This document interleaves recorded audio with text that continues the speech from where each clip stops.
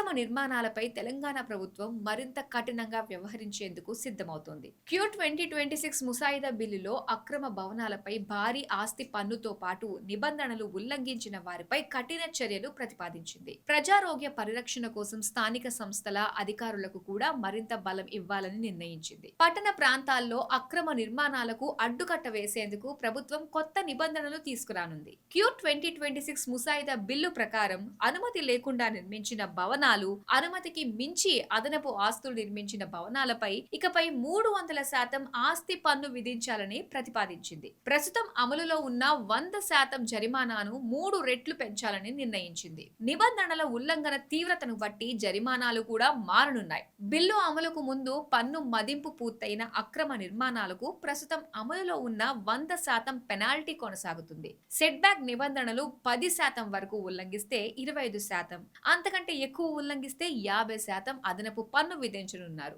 నివాస అనుమతి తీసుకొని వాణిజ్య అవసరాలకు వినియోగిస్తే 100% జరిమానా విధించాలని ప్రతిపాదించారు.